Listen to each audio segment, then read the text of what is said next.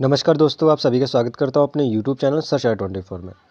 दोस्तों आज की वीडियो में हम बात करने वाले हैं जो रेलवे अप्रेंटिस स्टूडेंट होते हैं, यानी जो रेलवे से अप्रेंटिस करते हैं, जिसे हम CCA कैंडिडेट्स भी बोलते हैं। क्या उन्हें ELP और टेक्नीशियन के अंदर वेटेज मिलता है कि नहीं मिलता है? इस वीडियो में हम यही जानेंगे कि CCA वाले जो कैंडिडेट हैं उनको रेलवे लोको पायलट या फिर टेक्नीशियन की जो वैकेंसी होती है उसके अंदर उन्हें वेटेज मिलता है कि नहीं मिलता है, क्योंकि ग्रुप डी के अंदर तो 20% का उनको रिजर्वेशन मिलता है, यानी 20% का कोटा उन्हें दिया जाता है और उसी के अंदर ये लोग फाइट करते हैं।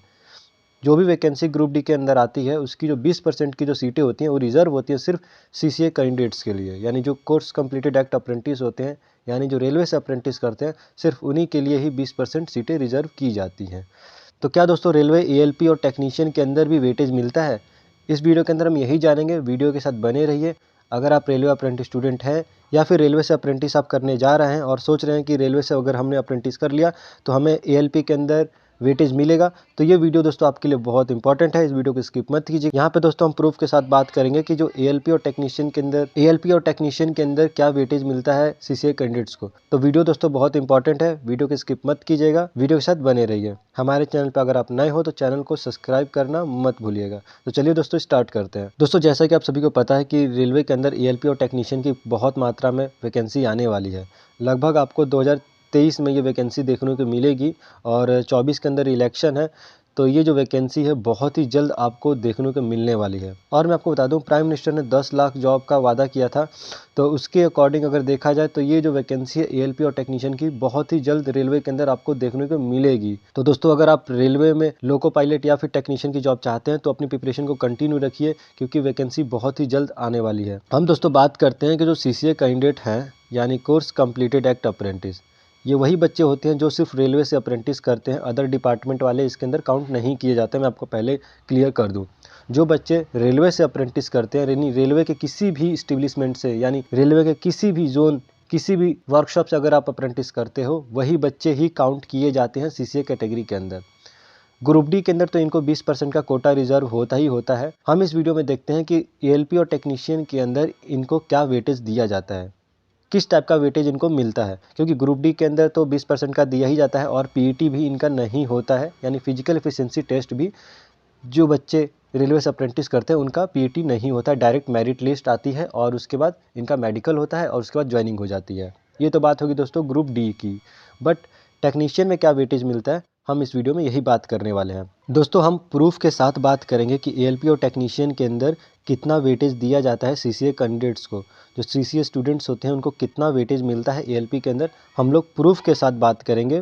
ठीक है दोस्तों, जो डेटा रेलवे द्वारा प्रोवाइड की गई है CCA कैंडिडेट्स के लिए, हम उसी डेटा से एनालाइज करेंगे कि ELP और टेक्नीशियन के अंदर कितना वेटेज दिया जाता है CCA कैंडिडेट्स को। तो चलिए दोस्तों हम चलते हैं ऑफिशियल डेटा के ऊपर। दोस्तों ये जो डेटा है ये मैंने लिया है दोस्तों 2018 में जो ELP और टेक्नीशियन की भर्ती आई थी उससे ये डेटा उठाया है मैंने, और वहाँ पर CCA कैंडिडेट्स को किस टाइप का वेटेज दिया गया था उसी से हम लोग एनालाइज करेंगे कि इस बार जो वैकेंसी आने वाली है 2023 के अंदर ELP और टेक्नीशियन की, उसके अंदर उन लोगों को किस टाइप का वेटेज दिया जाएगा। क्योंकि ग्रुप डी के अंदर तो मैंने आपको पहले ही बता दिया कि PET हटा दिया गया है और 20% का सीट रिजर्व किया जाता है CCA कैंडिडेट्स के लिए।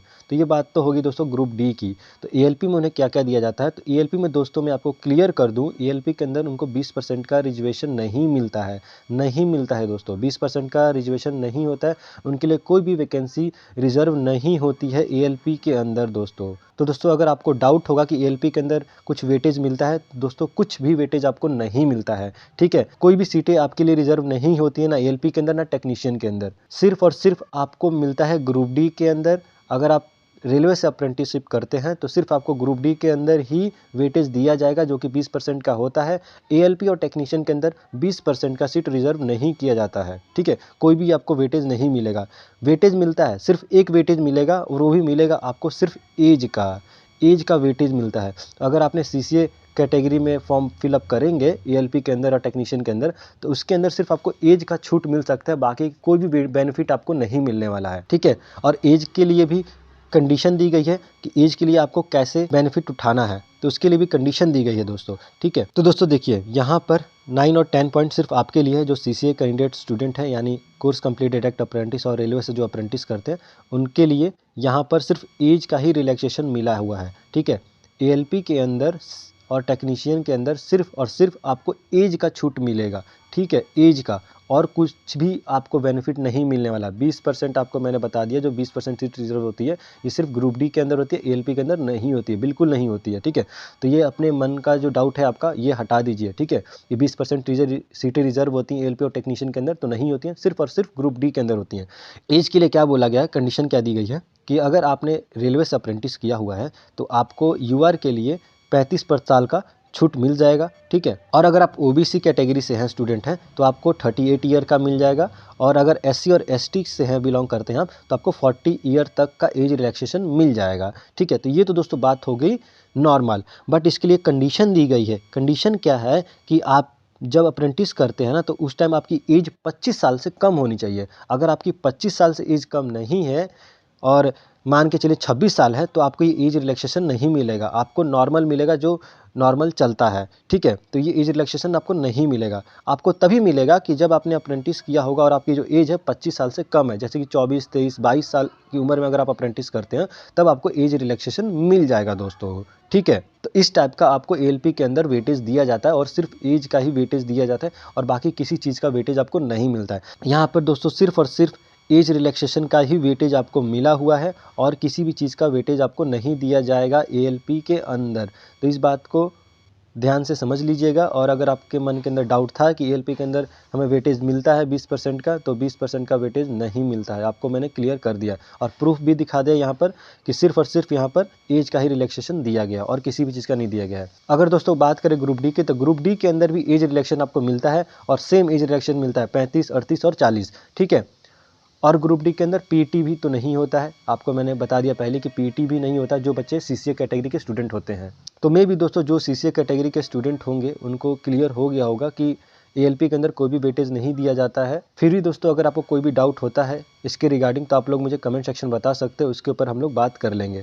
फिलहाल दोस्तों इस वीडियो को जितना हो सके अपने दोस्तों के साथ शेयर कीजिए। मिलते हैं नेक्स्ट वीडियो में, तब तक के लिए जय हिंद, जय भारत।